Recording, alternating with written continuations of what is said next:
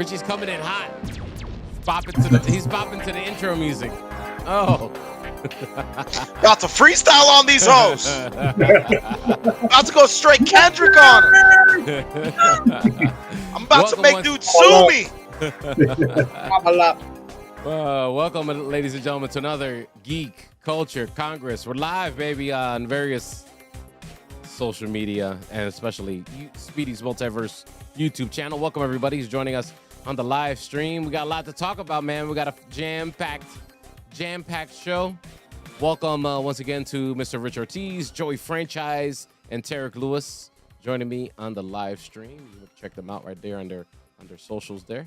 Let's get into it. No, without further ado, Rich and Joey did not tell us how they felt about the Penguin and everything else we talked about, Tarek. Oh wow, yeah. So they got a lot of catch up to do right now. So we're gonna let them get into that right now. And yeah, let us know. Shout out to the DJ plug, man. Dez is in the building. Dez, what up? Dez homie? out going here on? hanging out. He's upset because we didn't invite him to the show. So I sent him a link. I'll send you a link, Dez. I'll send you a link.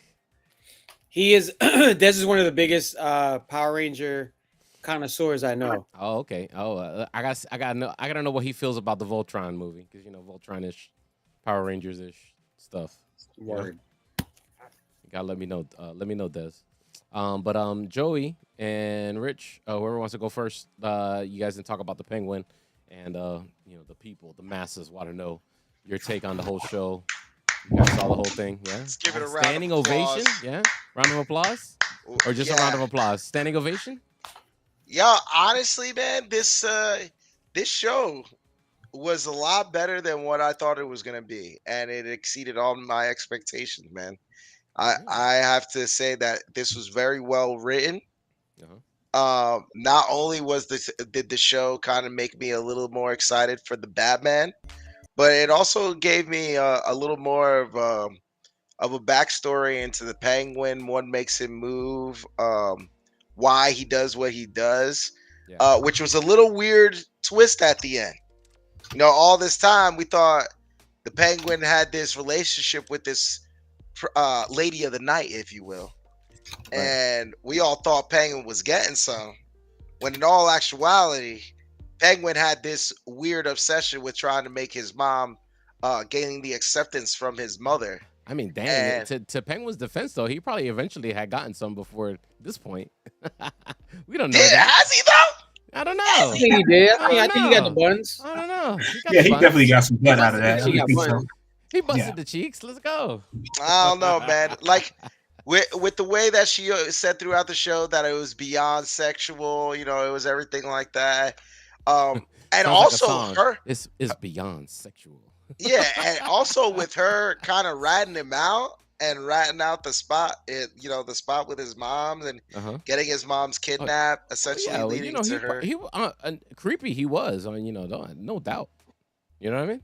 But dude, honestly, like, this was one of the first like villain origin stories that I watched that I was actually not only thoroughly interested, but it also kind of makes you feel for the Penguin a little bit. It kind of like humanizes the Penguin for you. So, I mean, it makes me excited to watch the Batman, to see a little bit of a backstory into one of the villains. But it also gets me interested in the other villains too, to see what kind of backstories those guys have. Right. We saw a little bit of Scarecrow, or who's supposed to be Scarecrow. Did we? I missed that. The doctor. We missed that, Tarek? Yes. The doctor that was her shrink. Really? Okay. Yeah, Dr. Rush, I believe his name is.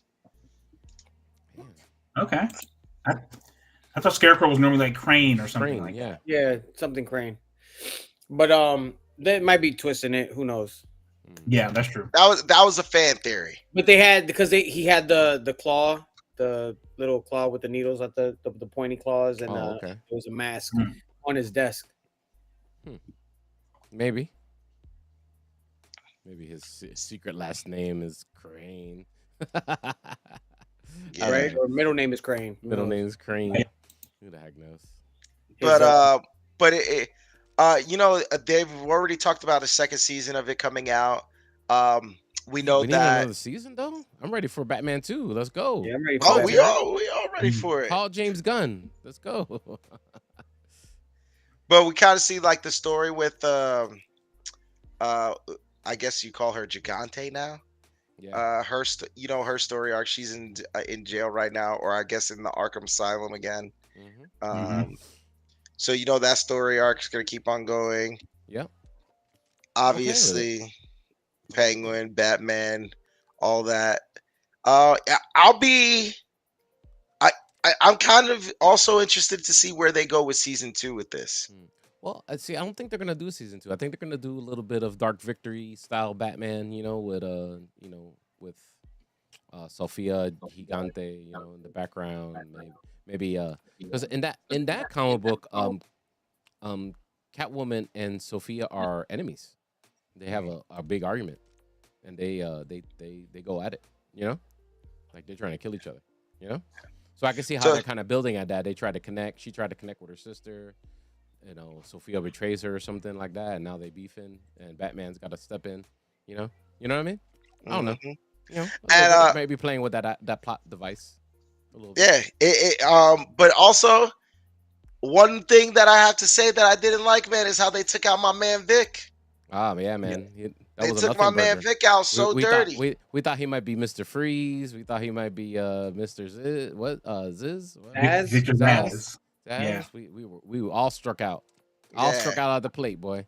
And they took him out so dirty at the end.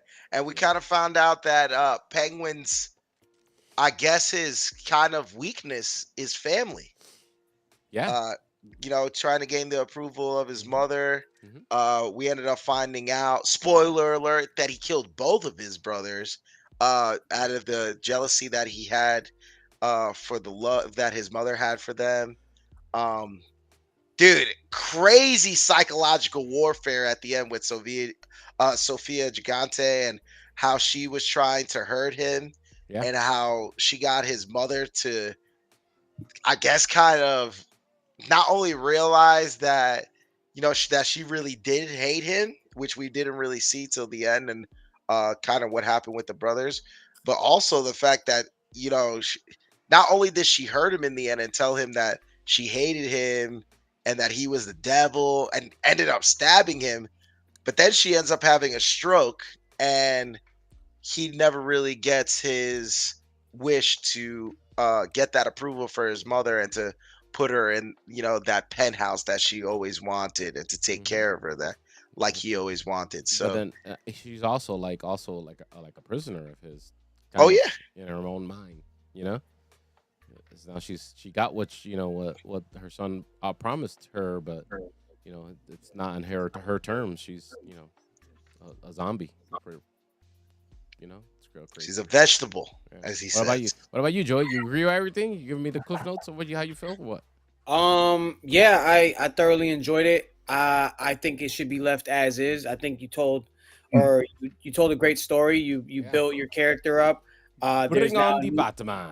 There's a newfound love for the Penguin, and a better understanding of the character and what makes him tick, as we were talking about a little bit earlier. I thought that everybody was awesome. I thought Sophia, the Hangman was great. That was an interesting story to tell, and awesome how you got to see Penguin's rise in as being one of the top crime lords in Gotham.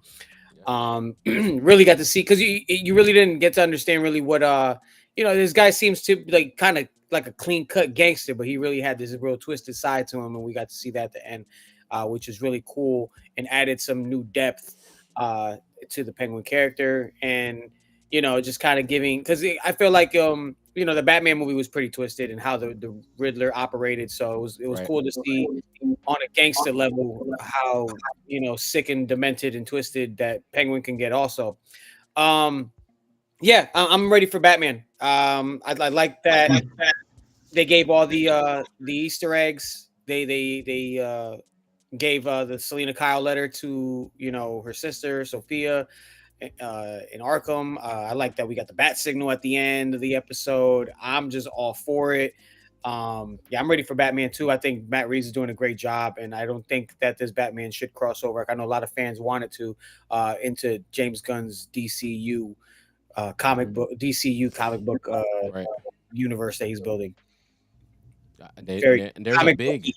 yeah. All the YouTube channels are railing that supposedly David what's his last name again? How do I say it again? David, the CEO of Warner Brothers, David Zaslav. Anyway, all the YouTube channels are saying that reportedly he wants the Robert Pattinson Batman in the new DCU. I gotta see how the Superman looks, man. That Batman, that world is way too dark for what James Gunn looks like he's doing. He's supposedly pressuring hard James Gunn to make it happen because of the success of the Penguin and what they're expecting for the next Batman movie. You know, it's crazy because one thing that the entire time that when I was watching this, I was so intrigued at the story arc of the Penguin that I was like, yo, if they could do this with the Penguin, why couldn't they do this with the Batman? Yeah, but it also makes the Batman a better watch when you go back to it now. Yeah. You know? I went back and watched Batman after watching Penguin. The story arc and everything with the Penguin, like if they go that in depth with the Penguin, like I'm sorry, like I don't know if you guys share the same sentiment, but why couldn't they do that with the Batman? Why couldn't they do that with emo Batman and Rob Pattinson? I don't know. What did you want them to do? What did you want them to do, bro? Like, dude, go into the story. Like, go into his story. No, we've seen that. We've seen that. We've seen it 4 times already. We've seen it multiple times, but I felt like this movie went straight into the Batman without really understanding who Batman was. It's like watching Spider-Man and seeing the Uncle Ben story all over again. Like fans we're tired of that. You might not be, but we're tired of that. Yeah. We get it. His parents died outside of a movie theater by Joe, whatever the hell. So pretty much, I mean, it's fast forwarding to what's going on. I think what we got to see in this Batman that I appreciated was the more detective side of things, as opposed to like, you know, the boy billionaire who trained with some ninjas, leading shadows, and you know, they got to the point. They got to the, they got right to the nitty gritty of it, and they showed his detective side of it and how tight he was. His and how important like Jim Gordon really plays. I think they gave that too in the Dark Knight series. Him and the Jim Gordon relationship there. But we're really getting to see the real like, you know, kind of Sherlock Holmes Batman, where he's like kind of analyzing all these things. David Zaslav, they're really rumoring hard that David Zaslav really wants Robert Pattinson Batman as the DCU Batman. But I don't know. I don't see it personally. I read somewhere that they definitely are not doing these origin stories anymore. Oh yeah, definitely. Yeah, I saw that article too. James debunked that. He's not running any origin stories. Like people know these characters. He said. Yeah, so we'll see. Learn more about Batman in the next film. I also agree. I don't think we need a second Penguin season. These needs to be in Batman films. Right. But Penguin was always a joke to me as a villain. Now he's not. Like, I can see why for this Batman that this Penguin would be a threat because of his machinations and having he's got power now. Like I think he's the head gangster now, pretty much. Yeah, I can see why right now he would call this Batman problem because this dude's smart. He's smart and shifty and maniacal and maybe or sociopath. Psychotic sociopath, yeah, sure. Everything. Yeah, now that we're seeing with his brother and with Vic, you know, it seems like he's a real threat versus the Penguin with the joke umbrellas and stuff like that. Yeah, the monocle. Yeah, this is a little more gangster. Who would we want to see them do a show for next? I think what Matt Reeves is onto and what, you know, Max in general is onto is, you know, really telling really good storytelling of villains and world building within these Batman movies. So who would we want to see like next? I feel everybody's like we're talking about the Batman universe, that the Robert Pattinson Batman stuff, right? We're everybody's raving about do the Joker, do Barry Keoghan's Joker. Well, I can see like villains like disturbing, whatever the Penguins got going on, and the villains in Batman's universe don't jive all the time. They fight each other, especially for control of the underworld, I would probably watch a Mr. Freeze show. Mm-hmm. Yeah, Mr. Freeze would be interesting. I don't know. I think Mr. Freeze would be hard to do in this kind of Batman world that is. I don't know. I like not knowing the origin of Joker sometimes. Yeah. Sometimes Joker just exists and we don't know what the situation is, but it would definitely make for a good show, to be honest. And I think that's what made Heath Ledger's Joker so, revered, because he told you a messed up story every time, and it was never, he never told the same story twice. Right. That's right. And you just never knew what he was about, and he was a real wild card. You know what I mean? He didn't give a damn about money. You saw him burn it. He was really just there to really cause chaos, bro. He was really the one thing that does bother me, and I saw something on social media, is that Two-Face in that movie in Dark Knight didn't know that Joker was the nurse with just the mask off when there's paint all over his face. Oh, because he was all drugged up. Nah, dog. I threw a Hail Mary for him, bro. That was it. He dropped the ball. It's all good. That was my only gripe with that movie. Oh, you know what else is another gripe? I'm sorry, we're like steering off topic a little bit. The Dark Knight Rises. Where the hell was that cave? And how far was it from Gotham? It's a plot hole. There's a plot hole. Where was that some cave somewhere far? It's way outside. It's way out. If Gotham is Tampa, it was in Brooksville, I'm imagining. Or Jacksonville, at least. That thing looked like it was in Egypt. And these cats just got there like with no issues. Yeah. There's a plot hole. Yeah, sure. One thing I will say though, is that like something that Marvel does very well is that they kind of make you sympathize with these villains.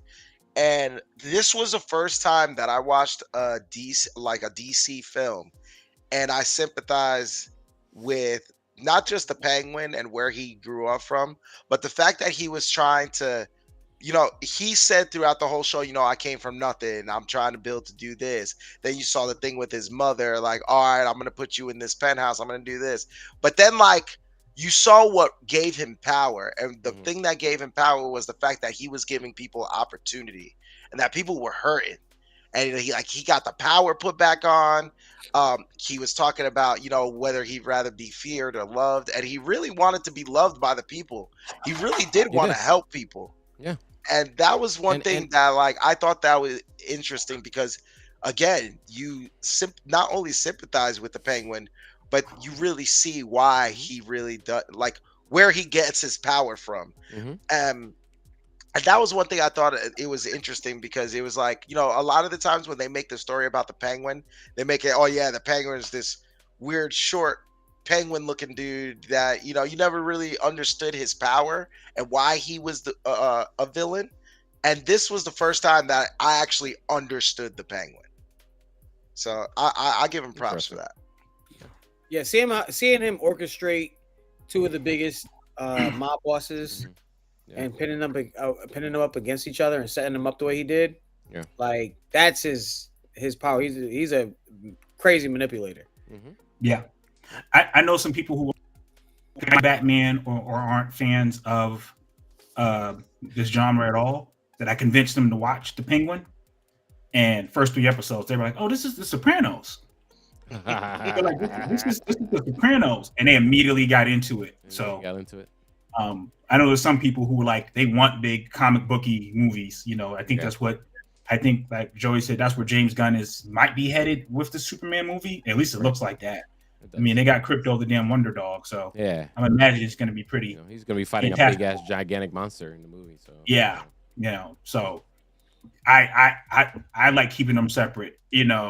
at least for a while, and maybe you bring it together in a clash at some point. But the Batman universe is shaping up to be pretty dope. Yeah.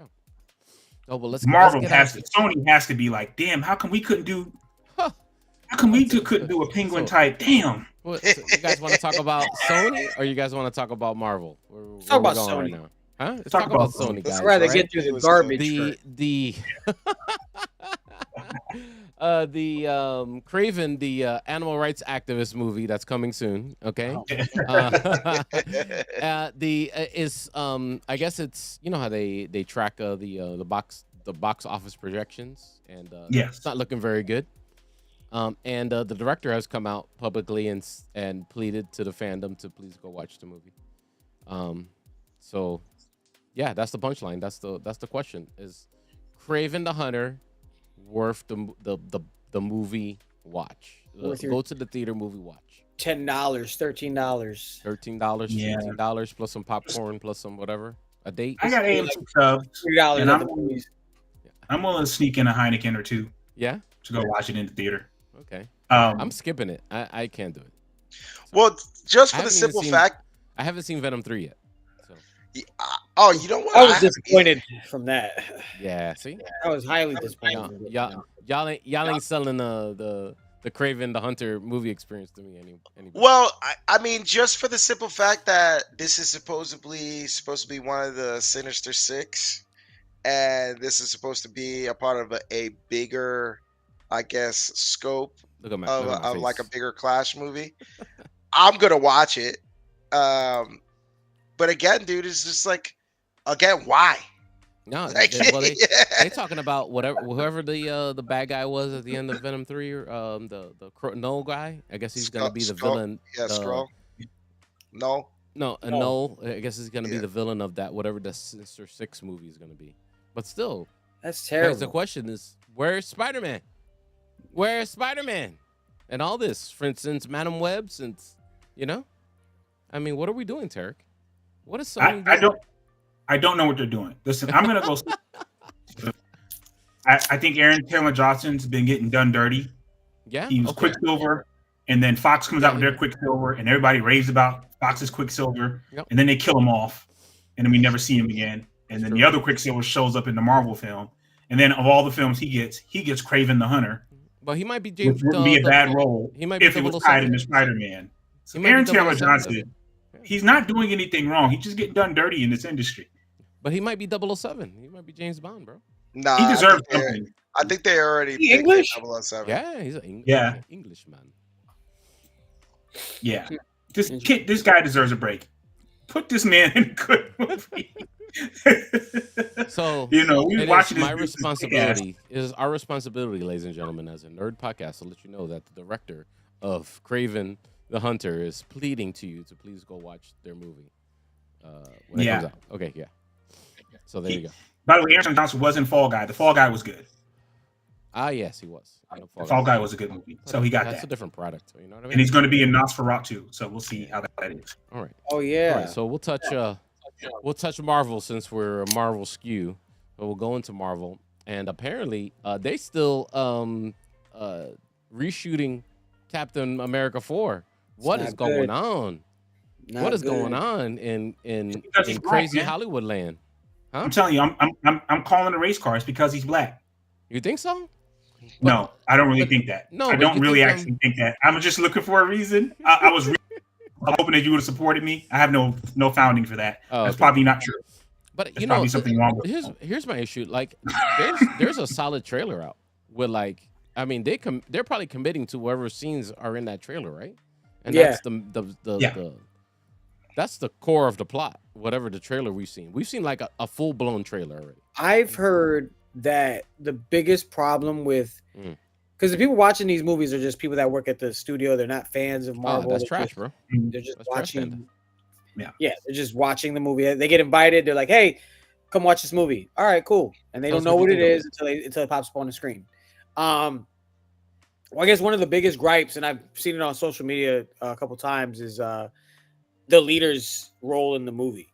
And I think people are get lost in that narrative. You got the Serpent Society, you got the leader, and then you got Captain America, Well, they said they cut it out, and then they put some of it back in. There's a bunch of conflicting reports about all that leader and Surfing Society. Yeah, a Surfing lot of it had Society to stuff. do with the leader's role in the movie and how his story. I guess what happens is I mean, he obviously he's the one pulling the strings. It's obvious to tell through the trailers that he's going to be the guy pulling the strings and he made Thunderbolt Ross or turned him into the Red Hulk.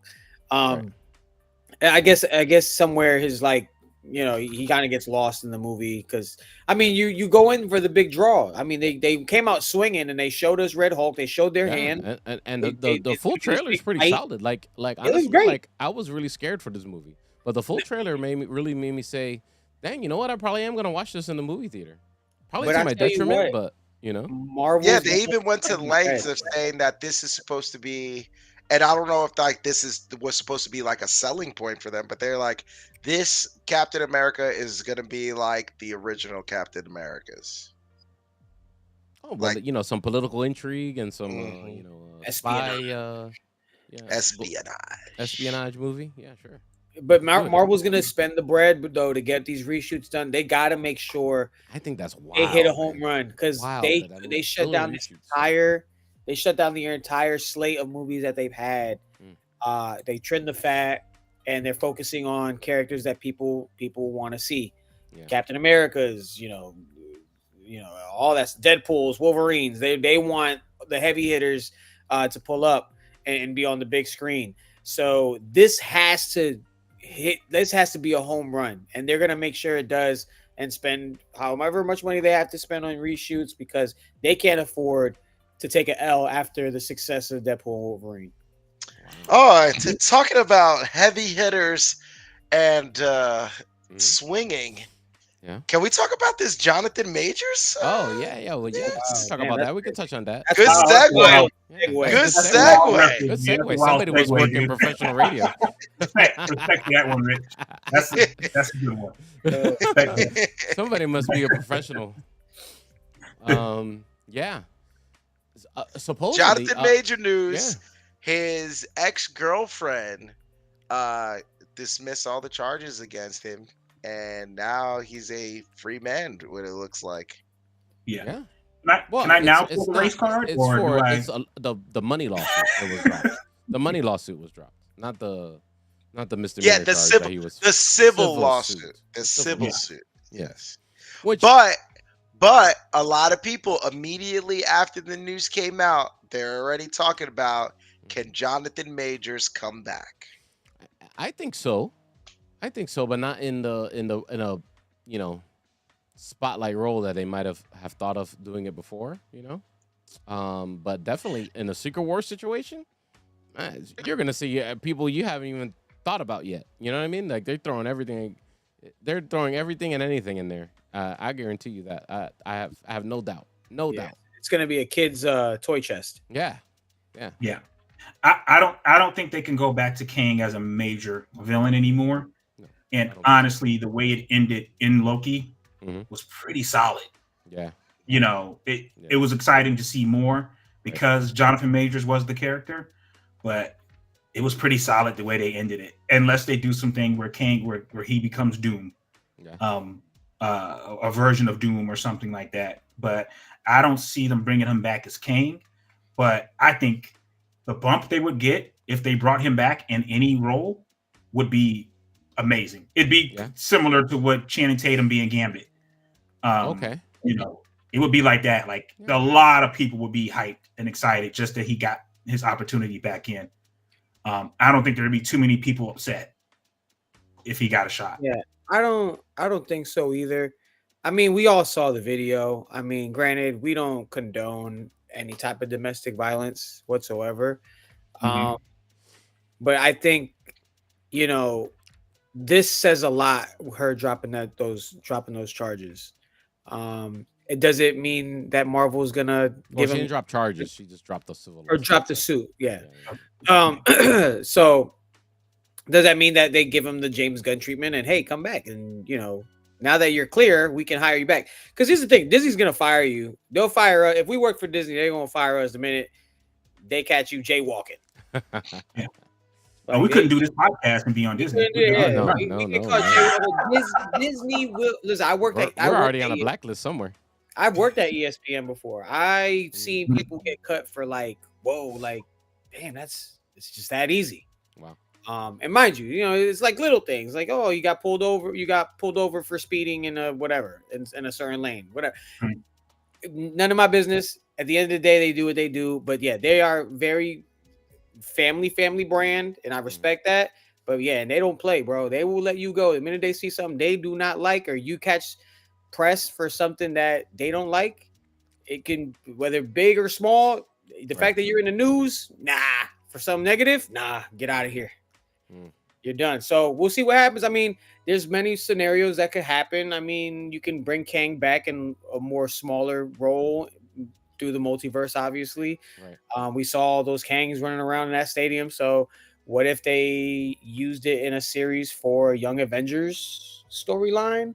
They're talking about using Iron Lad for this Young Avengers series that they want to put out on Disney Plus in the future. Does that play a factor? Who knows?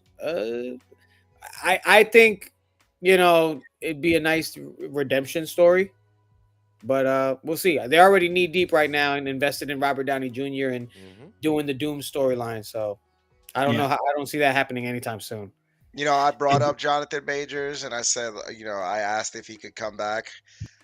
I'm kind of with Tarek on this one. I think at this point you're kind of too far gone. You're kind of away from that plot and storyline.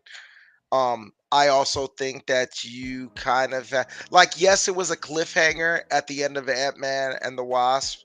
At the end with them seeing all the variants of him, they're saying Kang will return.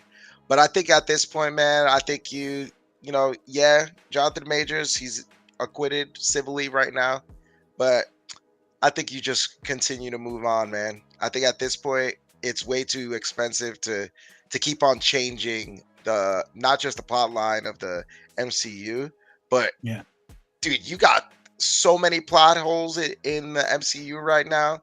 I think just taking out that one will do wonders. They got a lot of work to do. Can he be later on down the line? Can he be Bishop? Yeah, a lot of people, I've heard that too. I mean, why not? I don't see why not. I can see him being a badass Bishop. Yeah, that'd be cool. I would like that. So we'll see what We'll happens. see what happens. Let's talk about one of my favorite subjects. Yeah, Voltron. Voltron, baby. Everybody knows. More casting news. Oh, that's Sterling K. Brown, Rita Ora, and John Kim, and they also cast two new people as well that I need to get their names. Rita Ora. Yeah. Rita Ora. I've hung out with Rita Ora a bunch of times. She's very cool. Let's dive into it. Sterling K. Brown, Rita Ora, and John Kim have been cast in Amazon MGM Studios' Voltron movie. Joining previously announced stars Daniel Quinn Toye and Henry Cavill. Rawson Marshall Thurber is directing a script he wrote with Ellen Shanman. Plot details are still under wraps, but Thurber said in the video, we did the Volcon video that I shared on the channel when it actually first came out. He said, I want to make sure that we stay true to heart and the spirit of Voltron. In this film, we're going to be introducing an entirely new generation of pilots.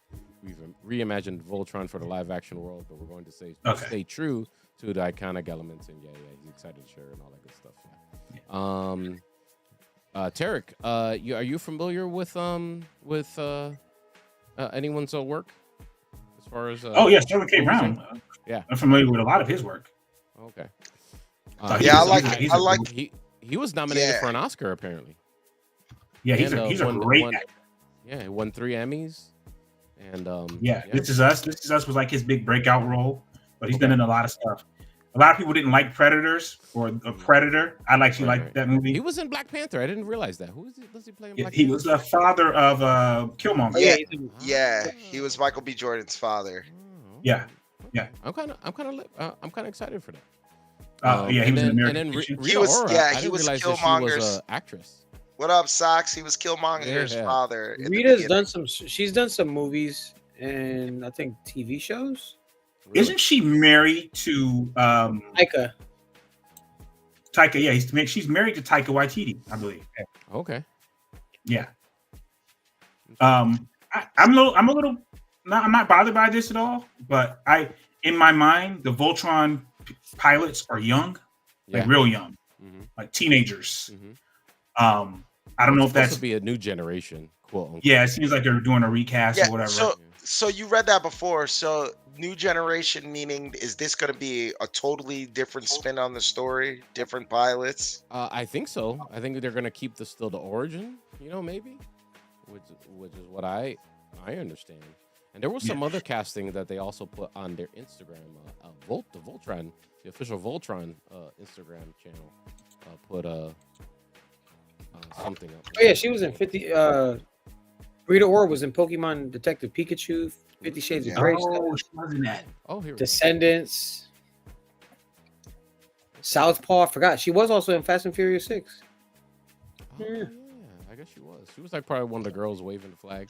She was. How do you feel about it, Speedy? You're the Voltron expert. I Voltron like connoisseur. it. It's good pedigree. Yeah, for what I see, I don't see any red flags anywhere. I see a lot of positive stuff. The fact that you follow the Voltron Instagram page is amazing. It's big, you know right? that exists. Yeah. Alba Baptista.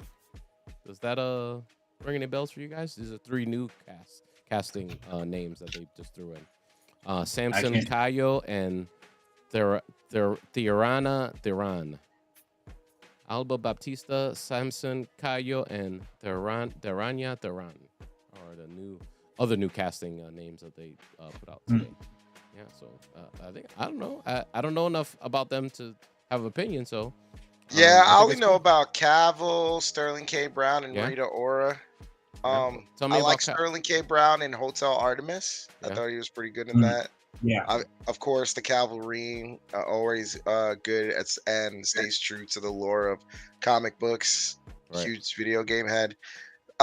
Rita Ora, not really. I don't really know much of her acting work. I know she's a decent singer, but we'll see what happens, man.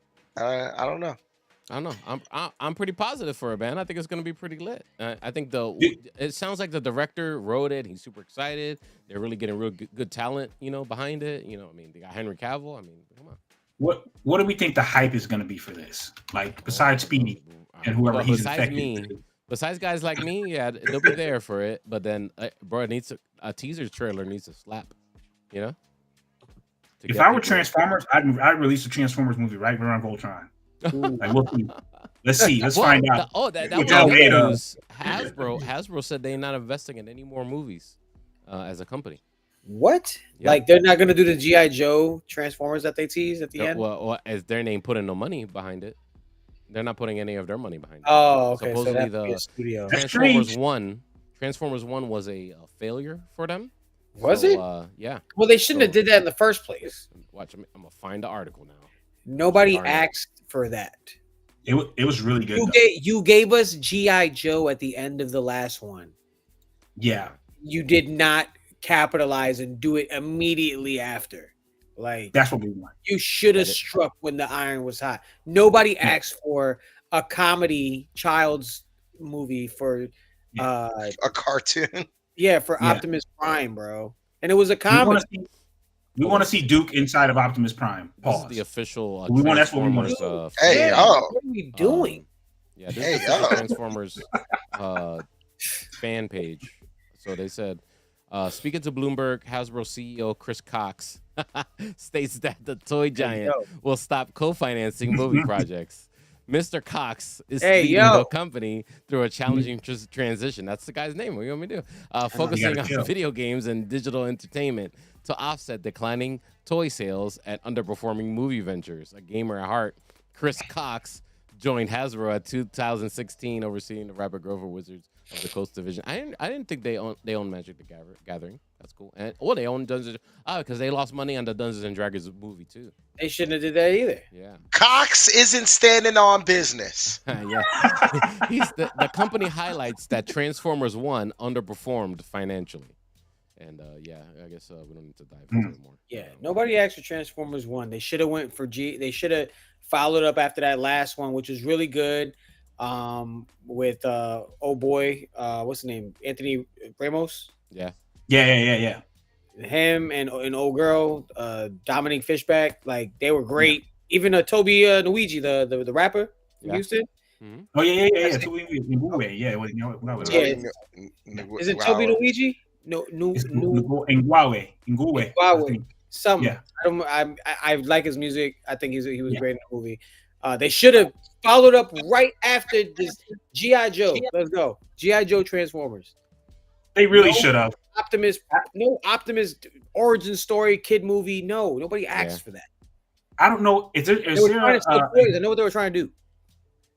Is there like a you work at Hasbro? Do you work for like the G.I. Joe division versus like the Transformers division? And it's like probably we don't get along, so we don't ever work together. It's kind of like the CIA and the FBI. Like we don't really share information with them. We haven't had a good G.I. Joe movie. We haven't had a really. Well, we're supposed to have this crossover thing. You know, that's what I'm saying. Joey's right. They should have done the crossover.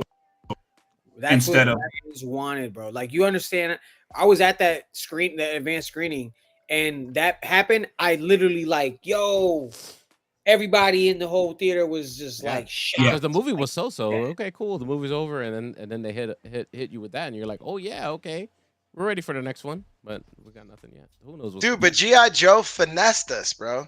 The first one. Okay. The second one finessed us into thinking that it was going to be The Rock and Channing Tatum the whole time, and it was only for 5 minutes of the movie. They gave Channing Tatum the Steven Seagal executive decision treatment. He said, they took him out in the first 5 minutes of the movie. That's a great reference, Joey. By the way, the executive decision. That's a great reference. Anybody that gets offed in the first 5 minutes of the movie, man, that's Steven Seagal executive decision. Listen, we've all been around the club. I don't understand how you sold it. Mind you, because I was my dad was big, Stallone, Seagal, you name it, all those guys. That was me and my dad always watching that together. When I remember when the executive decision came out, and we got it on one of those buy VHS for a penny, little catalogs used to come in the mail. Okay. Oh yeah. You get 8 movies for a penny or 10 cents or something like that. For Seagal. So I ended up getting that, and we watched that movie, and I was hyped because Steven Seagal was in it. And then I'm watching the movie. Literally, they had to do it on the poster. And he dies in the first, in the opening credits. In the opening credits, damn. Yo, dude, the craziest part about G.I. Joe is when the trailer and everything came out, they marketed the movie as if Channing Tatum was going to be in the entire thing. Yep. And they killed him off within the first 5 minutes, and it was strictly The Rock. We've been around clubs long enough to know if possible appearances by Fabulous and possible appearances by Drake. Possible appearances by doesn't mean they're coming. That means they're trying to sell them tickets just in case that person scoots on by, just in case Glorilla happens to show up after the concert. You can't trust them people on that flyer. It's anymore. G.I. Joe has a little brand tarnishing, sure. Well, at least I think they can come back. I think because we haven't had something in so long, I think they can come back. Well, the Snake Eyes movie was so. Remember the Snake Eyes movie? Snake Eyes wasn't that bad. Right? It's just another one of those movies that's another one of those origin stories. Okay, entertaining, but why? Yeah. Poorly executed, probably. Yeah, that would be the gist of that. Let's talk about this. This was also big on the we got a jam-packed show today. Yeah, before we move on, I don't know where you're going. Can we? Because this is kind of related. All right, go ahead. There's a He-Man cast, wasn't there? Oh, who? Idris Elba was in talks to play Man-at-Arms in the Masters of the Universe. Was he? That's news to me. That's breaking news right now, Tarek. What you doing right Entertainment now? Weekly. Yeah. In talks to be Man-at-Arms. Man-at-Arms. Man-at-Arms casting. I'm trying to find it. He's in talks. I'm not saying he's cast. But it seems like they're going to do. Well, I haven't found an official.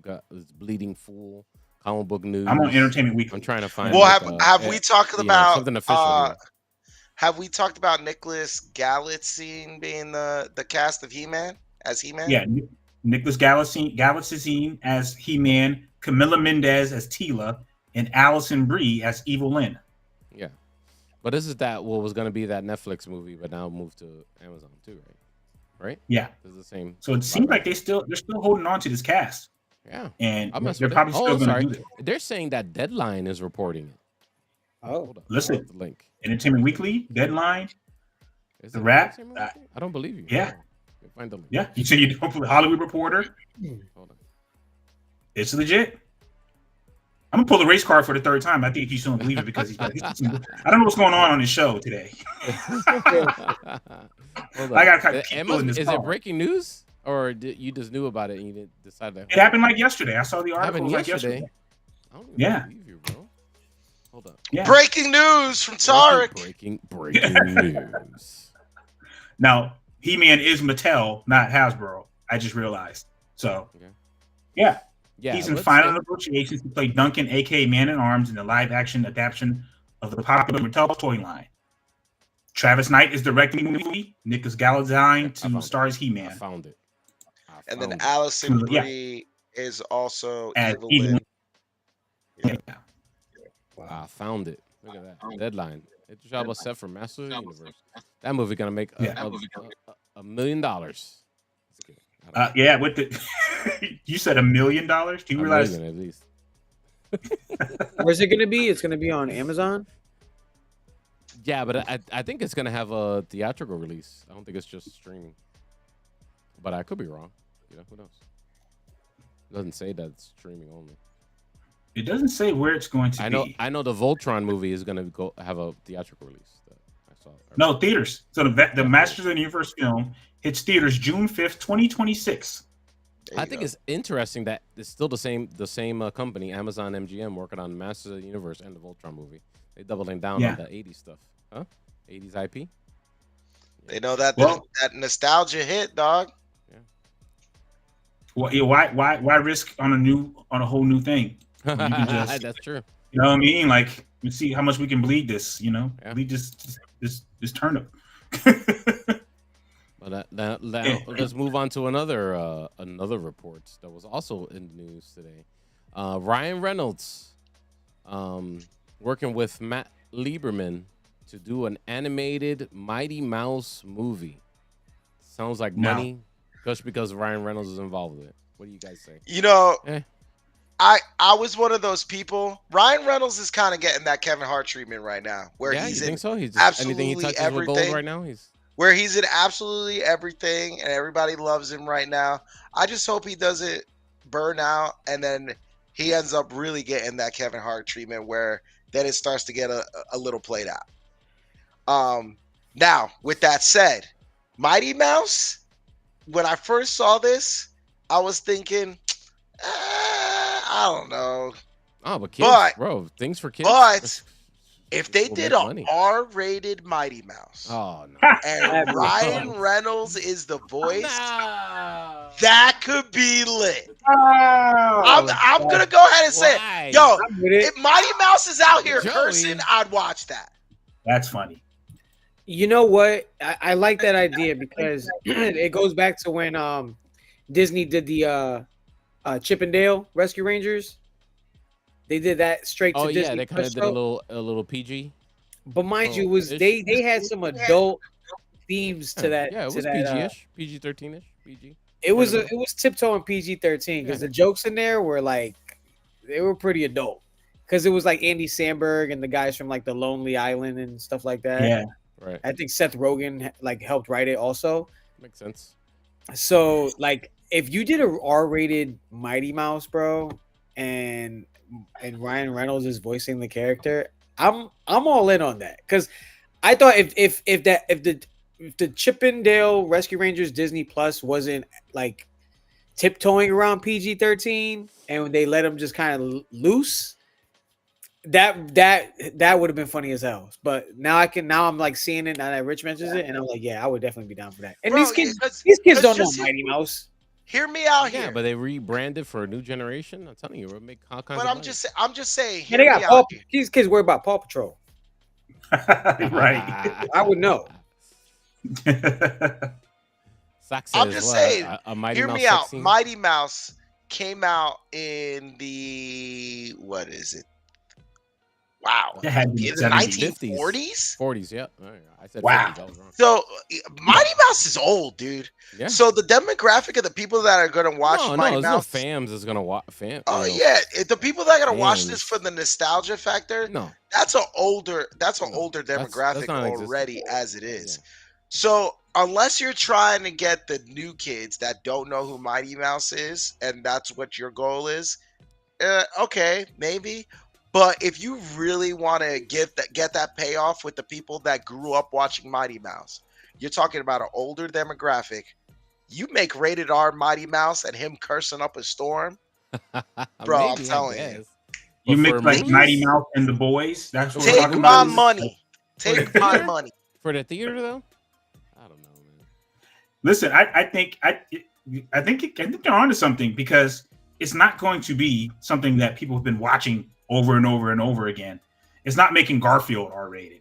It's Mighty Mouse. Like I barely remember it. I remember it because of that theme song, but I barely remember. I feel like Mighty Mouse used to come on at the end of other cartoons. You know, I don't know if it had But a to whole fill in episode. to fill in the time, yeah. Yeah, I don't. What's the villain in Mighty Mouse? I don't even remember. So it's right. So it's better to make it for like just kind of make a mockery of itself. I like that idea. Maybe. I like the idea. Cut the check. Cut the check. We gotta get ourselves in these rooms, man. Yeah, for we're wasting real, dog. we're wasting our talent here. Oh, We're coming up with the best idea. Well, here we go, ladies and gentlemen. This is the climax of the show. We are going to have a final reckoning on the results of Gladiator 2. Okay, in this corner is Joey Franchise, who says Gladiator 2 was not good. Basura, not well. And in this corner, me, who says Gladiator 2 was pretty cool. I enjoyed it. I very much. And we literally sat next to each other in the movie theater and watched the same movie. I didn't see it, so I'm gonna leave this up to you guys to kind of give the breakdown. Tarek is the tiebreaker. The I haven't seen reasonable it either. tiebreaker. You haven't seen it either? I haven't seen it. Yeah. Another reason Man. I should have my black card taken. The black card is being paid a lot here. I could have a black card taken for not going to support Denzel. Joey has to agree with me. Denzel Washington in the movie, though, is very entertaining. Denzel was good. Yeah. Very Denzel, I mean, Denzel's been great in terrible movies before. Virtuosity is one of them. I haven't seen that, so I have no comment. Virtuosity was terrible. Virtuosity, ironically, has Denzel and Russell Crowe. And Russell Crowe, who also both- appeared in American Gangster together. Yeah. So the Gladiator guys. And now in the working together. Gladiator universe. Yeah. Just to clear it up, so when you and Richie finally get around to watching it, we can circle back on and Joey give us his take on why he dislikes Gladiator 2, and I'll give you my take on why I enjoyed it. Well, it was really just a copy and paste. It's like, you know, when you copy and paste something off of like somebody's like test, yeah, but you like change the words up a little bit. That's really what Gladiator 2 was. All right, it's the same movie. You just changed the words. Yeah, I agree with you there. It's practically the same movie. It's the same. Yo, how ironic is it that Russell Crowe's Maximus, like his son, has the same exact outcome as him? But well, he wins. You know, not to spoil the movie, but You just did. Yeah. Well, I don't have to see it anymore. God damn. Jesus Christ. Well, I guess I don't have to see it. Damn, man. I guess I'm just going for the performances he now. can still win and die. I mean, you know. Okay. Russell I mean, Crowe's character I is winning understand and Maximus dies, but like, that's the only like switch up to the movie. And then there was like parts of the movie where I thought Denzel was Alfonso from Training Day in a toga. Exactly how he played it. That's why he was great. He plays the antagonist the same way. It is what it is. Oh, he was man. Alfonso. Yo, you're gonna watch this movie. You're gonna see. Yo, it's Alfonso in the toga. Oh man. I was just waiting for him to say, "Yo, you mess up in this arena or in this fight. You don't come out on top. You're playing basketball in Pelican Bay." I was waiting for him to say that.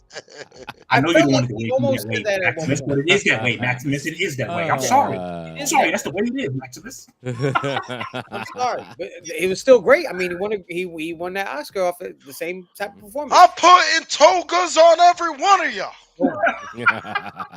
Literally, that's how it felt. I think they didn't do Pedro Pascal much justice in that movie. He kind of felt lost in the movie too. You felt like it was gonna play a bigger. I thought his character would have played a bigger role in the story. It was like he's like in a quarter, almost half of the movie. You know what I mean? And it's just like, okay, I felt like they just got big names to cover up for a crappy story. Also, there was one thing that really bothered me, and you can see it in the trailer. Like, I didn't even know they used to put water in these coliseums. There you go, Romans. I didn't even know you could get. I even know like they can get water in these coliseums. They were putting water in the coliseums. They were having like a boat. That's true. That's historically accurate. It was a boat fight. But that's historically accurate. Where the hell they get all them sharks from, bro? Oh, well, you know that. How many people died getting those great white sharks in that coliseum? You know, it was like 10 of them, bro. Yeah. I can get you a shark right now, Joey. Crazy. Me and Rich, guys. In Gladiators 2 defense, I thought it was wasn't original. Don't say that. Not original. It's not original. But I thought it was definitely in the same vein as the movie, as the first movie. For a sequel, I thought it was a very good successor to the first Gladiator movie. Yes, it was a person struggling to win in a gladiator tournament. You know, the same thing. But I thought it was a great continuation of the story, even though it probably wasn't needed. You know, but I thought it was cool. I thought the fight scenes were well done. I thought the fight scenes were so well done. Those were good. Fight scenes were cool. You know, 10 times better than wherever we saw in the first Gladiator. You know. What about and the of course rhino? it was different times of. What about the rhino? Everybody's talking about the rhino. The rhino was cool. The rhino was right. Yeah. The rhino scene was cool, but that was one of the first fights. You know, probably the second fight, the second big fight. But I really enjoyed it. I thought it was a really good sequel. I enjoyed it. You know, I expected it to be a lot of the same already, you know? So it being following the same kind of plot points didn't bother me as much because I expected the same, you know? It's another you know, emperors or a pair of emperors this time, you know, that they're struggling against and trying to save Rome and it's the same, you know, the same plot points of the first movie. I mean, it was here in the second movie. Those weren't the kids of the last emperor. No, I don't think so. I could be wrong though. What was it? Caesar? Was Joaquin Phoenix Caesar? Yeah, he was a Caesar. Yeah. I don't know if he was. No, he was not. He was Codamus. He wasn't Julius Caesar. He was Codamus. What was the character's name in the first Gladiator? Claudius. Hold on. Something like that. I know my Roman emperors too. He was after Marcus Aurelius, so he was Claudius. Yeah, he was Claudius. He was an awful emperor. I enjoyed the movie for Commodus. I'm sorry. Yeah. I even enjoyed the little bit of that we saw Pedro Pascal. I thought he was great. You know. Yeah, no, he was good. It's just I felt he was underused. Definitely was underused. I agree with you there, but. You know, I don't know. I guess he was really a supporting character, to be honest with you. He wasn't the star, you know. Listen, man, if I ever break in and I get my check and I'm a star, I don't want y'all to say nothing to me if I show up in the movie for 7 minutes. I got paid $185,000 for half a day of work. I don't want to hear nothing about, man, you weren't even really in it. Nah, don't worry about it. Don't worry about it. You see, we got bigger tech support on the podcast, right? Just don't worry about it. Don't worry about where the money's coming from. Producers come out of woodwork. Like, oh man, don't question it. I thought Denzel was gonna have. We got pre and post production for the show now. Dang. Yeah. So there you go. The battle. So let me ask you this question. You're two different takes. Mm-hmm. Is it just something if you're just going for just action and fight scenes and you're not worried about plot and other stuff, you'll be satisfied? No, I enjoyed the plot. I enjoyed the plot of this movie, even though it was very similar to the first one. I still enjoyed it. I liked the drama between the son and him coming back. He tried to have his own life, and it got ripped away from him. He tried to make the most of his life from his exile, and it got ripped. We got to move on because you're gonna end up spoiling. Yeah, I'm spoiling the whole thing. So you guys watch it, and then we'll come back to this debate again, and you guys are gonna settle it, Rich and Tarek. Okay, all right? Yeah, gotcha. Okay. There you go. I think the family's going for Thanksgiving. My mom and my sister. Right.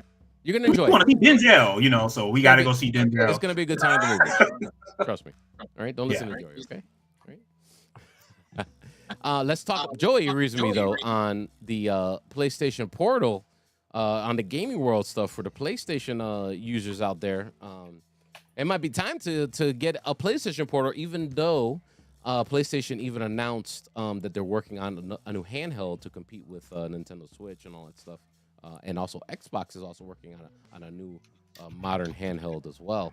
But the Portal now, Tarek. This is the time for you to get a PS5 and get a Portal, okay? Because now you can take that Portal with you, connect to Wi-Fi wherever you're at, and you can, if you got the PlayStation Premium, you don't have to connect to your PlayStation at your home anymore, like we do now. You can just log in and stream a game from PlayStation. Yep. Wait a minute, what is the Portal? Is the Portal a device? The Portal's a device, and it lets you connect right now. It lets you connect to your PlayStation. That's it right there. Okay. It lets you connect to your PlayStation, ideally in your own home network. So you could be sitting in bed and your PlayStation somewhere else, and you connect to it and play. I actually gotta charge mine. If you go out with it, of course you'd have to have somewhere that has really good Wi-Fi so you can connect and make it happen. And play. But you would be connecting to your PlayStation at your home, and hopefully you have good. I missed the PSPs back. I missed the PSP days. Yeah. What happened to the PSP? Like that? That seems like they graduated. Eventually, it got retired. So but now people have been taking the Portal, because PlayStation monitors how people use their devices. I mean, hello, right? So they noticed that people were taking their Portals and just traveling with them and connecting remotely to their stuff, even though it wasn't designed for that. They were still connecting remotely to their PS5s and trying to play their games. Okay. So they made this update. So you can, if you have a PlayStation Premium account that you stream games and stuff like that, like PS4 games, without actually owning the game, you can just stream the video game, load the video game via the internet to your Portal and play it. So you don't need any physical, buy anything technically. You just got the, you got like a spot, like a membership, and then you can stream the games and play anything you want. Spider-Man, Batman Arkham Asylum, whatever's available. So on your Portal.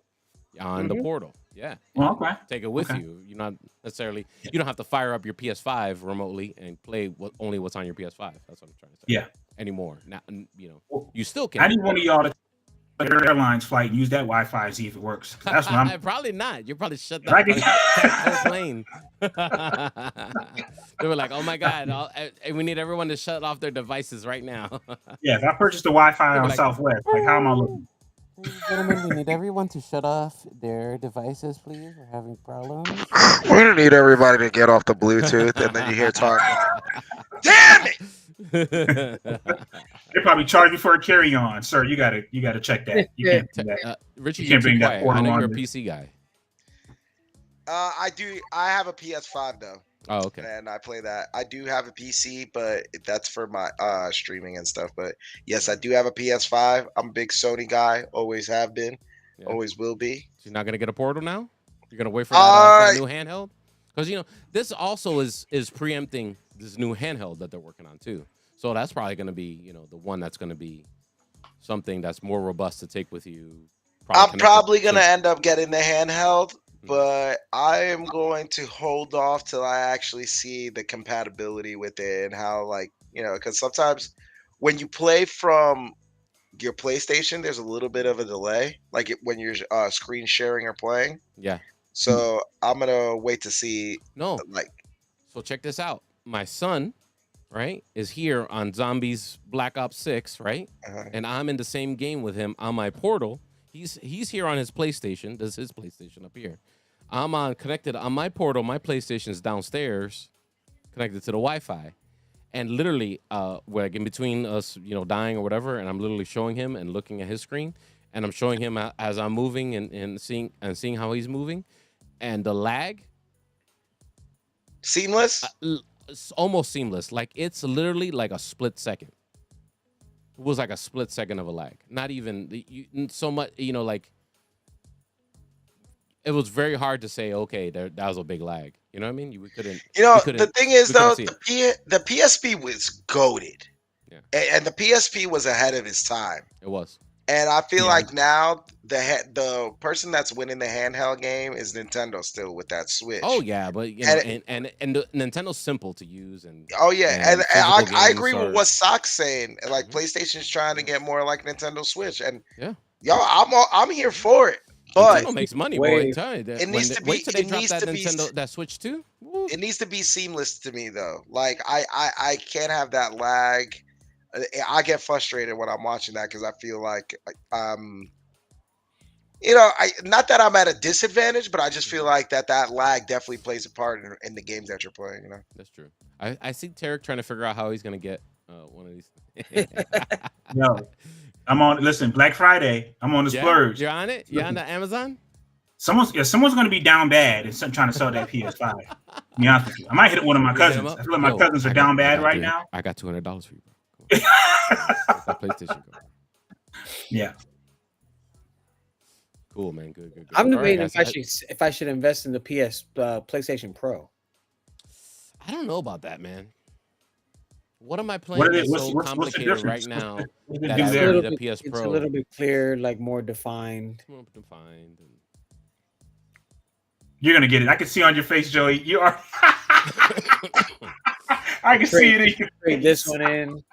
I only get a new system when there's games that I want to play that I cannot play on the old system. That's the only time I get it. And honestly, I only got the PS5 just because they bought it. My family bought it for me. And I didn't really ask for it yet because I wasn't ready yet.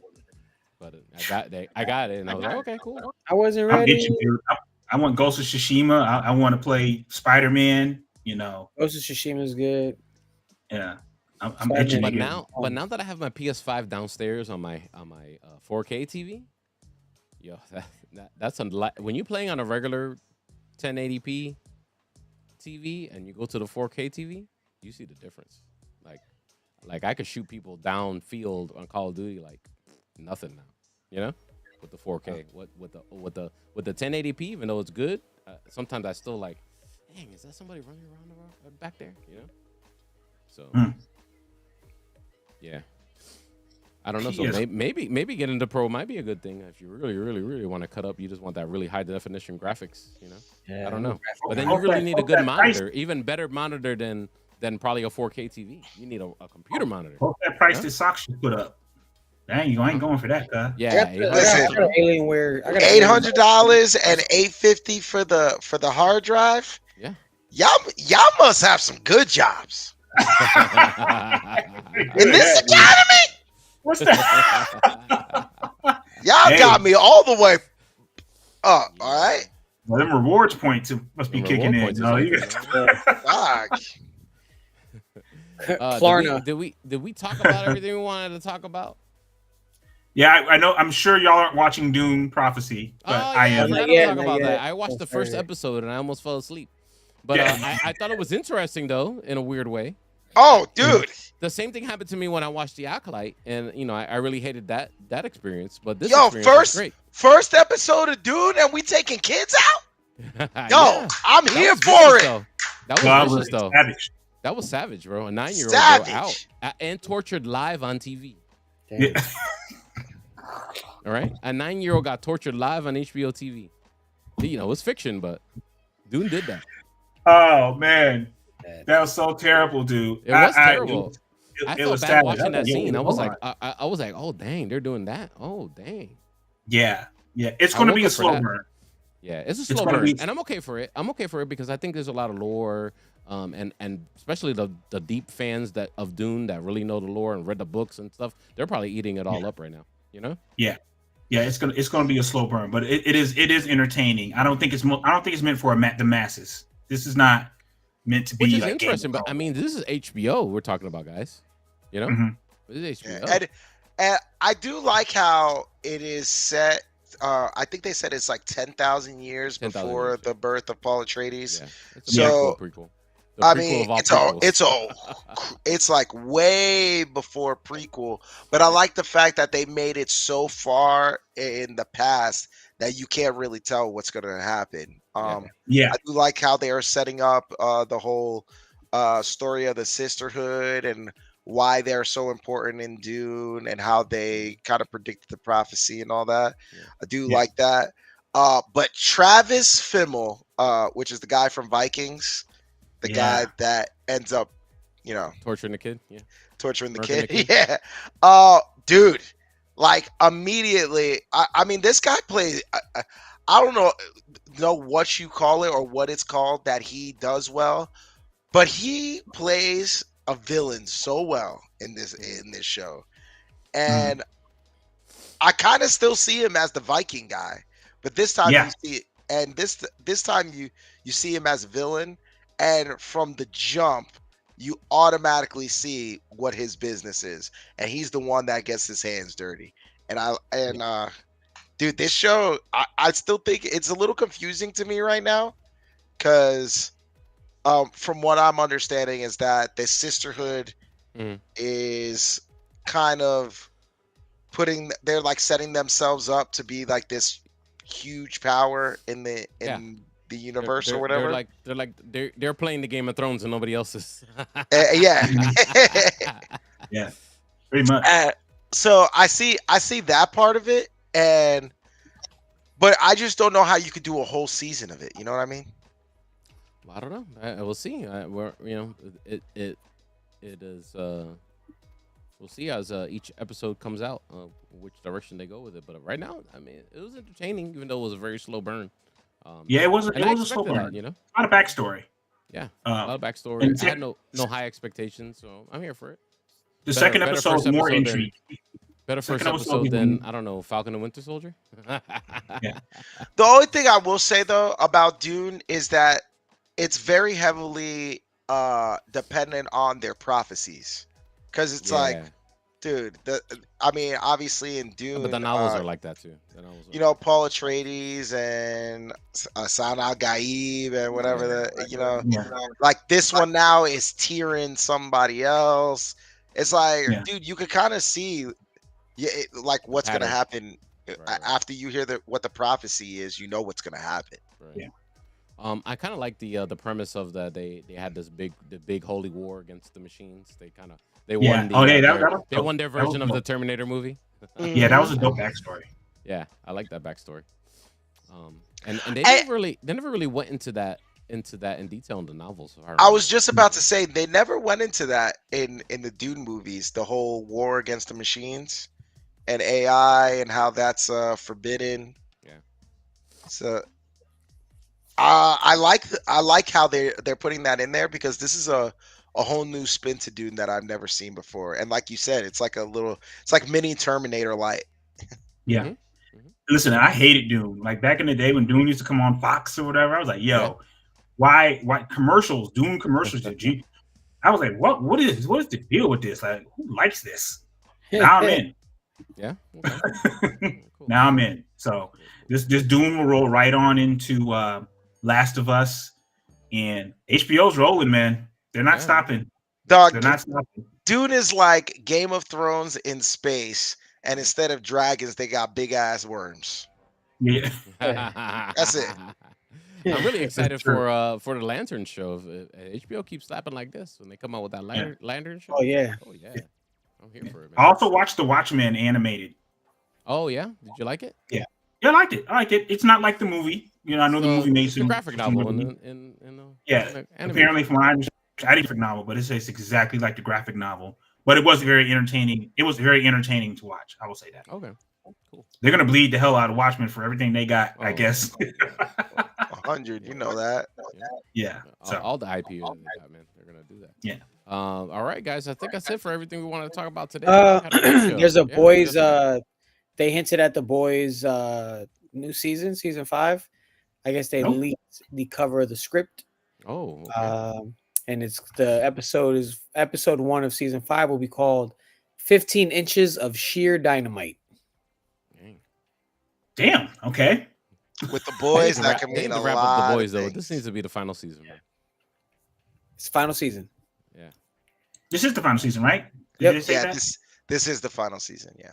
Okay. I sure hope so because Can't wait. we need to wrap it up. All right, A guys. lot of questions, A man. lot of questions, yeah, for everything, all these shows, man. But yeah, as they Has Butcher been a continue, we suit will this talk whole about 'em here. time? Has Butcher been a Whole suit time this you- whole time? I don't think so. Find out. Will A Train die? Or Will will he keep somebody's penis be shown? running? Find out on the next episode of The Boys. Will A Train play the race card finally? Yeah, he Bring did. it all.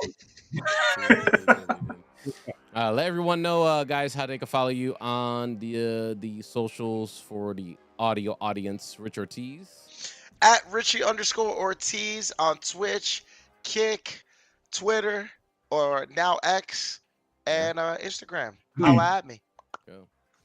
And Joey Franchise. My personal page at Joey Franchise and at at Franchise on Film. Mr. Tarek Lewis. At my name is Tarek Tarik on YouTube and also on Instagram. All right. Of course, you can follow me at DJ Speedy JR on the socials. You want to keep up with the DJ life. If not, give us a subscribe over there to the Speedy's Multiverse YouTube channel, and you could be part of the live conversation when we record the Geek Culture Congress podcast.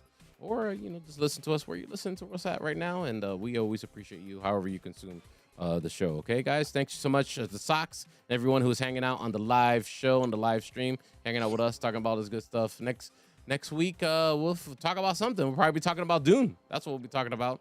And I will Rich have seen and Gladiator. Tarek will have seen Gladiator 2, and then Yeah. we will continue the debates. Happy Maybe Thanksgiving, everybody. Maybe For all we'll those watch everybody. Venom. Maybe not. I don't know. Venom 3? I don't know. I'm Maybe on the I'll watch ropes. I don't know. All right, guys. Have a good one, everybody. Be safe. Bad. Peace. Thanks, Gigi. Thanks, Socks. Appreciate Yeah. everybody.